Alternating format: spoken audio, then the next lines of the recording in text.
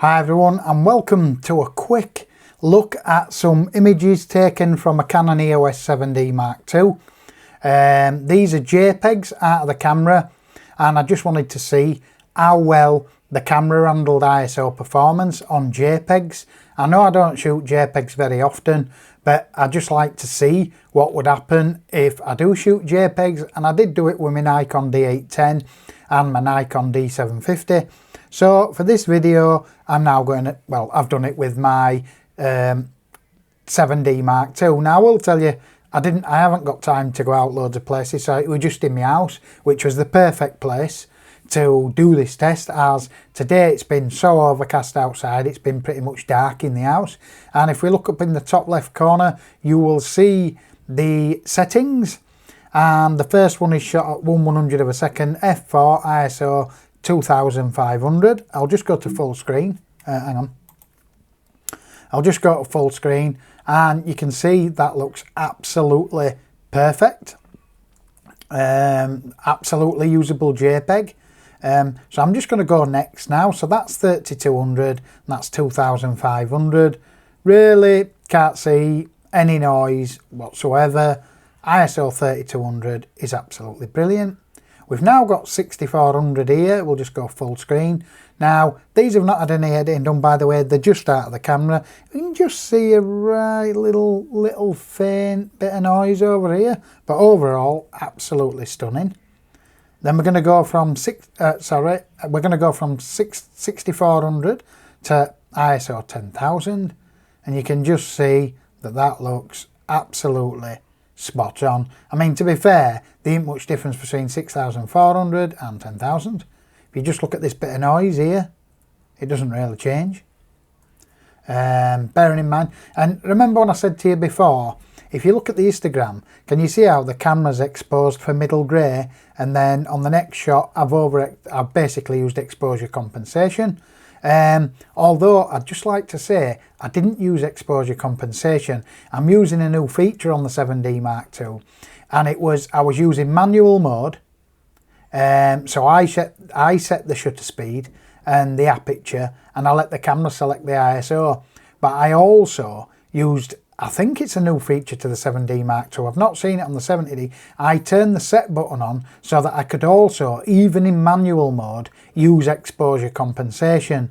Meaning, I know in manual usually you can just slow the shutter down or speed it up to make it brighter and darker. But in this circumstance, I didn't have to do that. My shutter speed stayed at 500 of a second. My ISO was at 3.5. All that changed, in fact, if you look at the settings between these two shots, was the ISO look.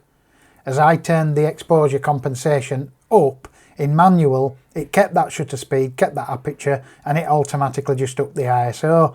And I always never really used auto ISO. I thought it was a fantastic feature because you can use manual and set the shutter speed so that you know that that's fixed and it's great. You can set your aperture, but if your shot was slightly underexposed, you couldn't do anything about it on auto ISO because it always did that, centered in the meter, and that's what you got. But now I'm loving the new exposure compensation as well as auto ISO. But I mean, you can see that's 16,000. But I mean, again, let's just go full screen. I'm on a 29-inch screen here now, and that looks great to me. I can see a little bit of noise, but nothing. I mean, the colour and everything still looks the same. 6400, well, 6400 looks absolutely spot on. A very touchy noise, but absolutely perfect. Again, riding that exposure compensation. It's something, and you can see that I'd used the aperture on that one. For some reason, I went for the aperture. Look at this. Absolutely. Let's just go full screen. I mean, absolutely perfect. 16,000 ISO. Nice. 10,000 ISO. You can see the camera has underexposed it a little bit for my liking. And then I've said no, and I've turned the exposure compensation up. 10,000 again. 8,000. Let's just go full screen. And a couple of these. So we're back to ISO 8000 and 12,800. You can see 12,800. It's still well acceptable, but the noise is creeping in now. But I mean, to be fair, look at that one. it's absolutely, it's usable. I mean, absolutely. And 6400 is absolute. Let's just go full screen.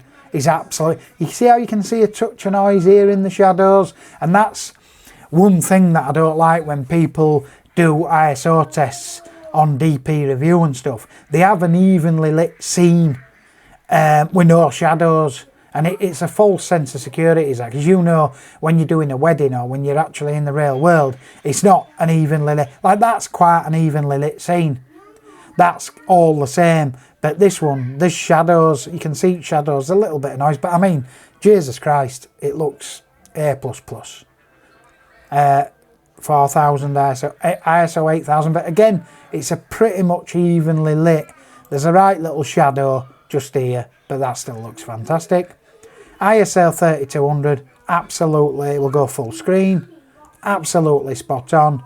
ISO 5000, 6400, 10,000. So even 12,800 is usable, no problem. 16,000, I would use it in a matter of life and death because it's not that useless. In fact, I bet it's maybe, I don't know, maybe like 1600 or something like that on the 7D Mark I. So it is a dramatic improvement. I mean, if you look at some of these settings that we're shooting at, f7.1, 200 of a second in my house. So that's how dark it was, do you know what I mean? Here, this was under the bed, so it was completely in shadow, and you can see 100 of a second f3.5 ISO 8000, absolutely perfect. 10,000, perfect. And even 12,800, I mean, the noise creeps in a bit more at the higher ISOs, but the colour seems to, the colour is, I mean, a right little bit, I can see a slight degradation. If you look up here at 16,000, I mean, if you go to 10,000, between 10,000 and 16, there's not that much. 10,000 and 12,800. So when you get to 16, the noise does creep in. ISO 5000, 6400, absolutely brilliant. You can see though, because the shadows in the shot, that these are touch of noise. There you go, you see it's 16,000 if we zoom in there.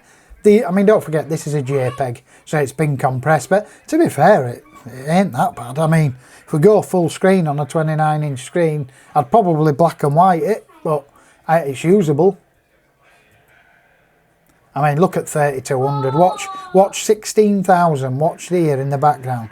I mean, 3200's like bloody 400 or 200 on a 7D or something like that. 3200, 2500. Oh, under 3200 is, it might as well be ISO 100. ISO 1000, 1250, 1250, 1600. Look at that, 1600, 2000, 3200. Look at the quality on that. I mean, that is absolutely, even in this shadow here, it's clean. 3200 ISO, 3200, 4000, absolutely spot on. 5000, 6400, spot on. I mean, let's just zoom into this bag. Look.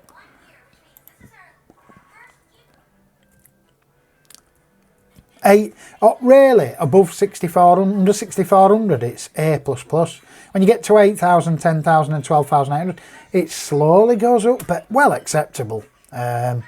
Absolutely, I mean, with 12,800 there, let's go to the bag itself. I mean, the bag looks spot on, but you can just see it is starting to degrade a little bit now, but that ISO would be usable to me if I had to use it. 16,000, life and death situation. Anyway, I'll leave it at that. Sorry that this is my first video. I did do a video the other day out on the field about the focus system, and my Tascam for some reason didn't record the audio file, so I've not released it, so I'm gonna have to do it again. But you will see in the up and coming weeks now, you're gonna see a fair few videos coming up on the Canon EOS 7D Mark II, and they will be out on the field. Thanks for watching. Please comment and subscribe.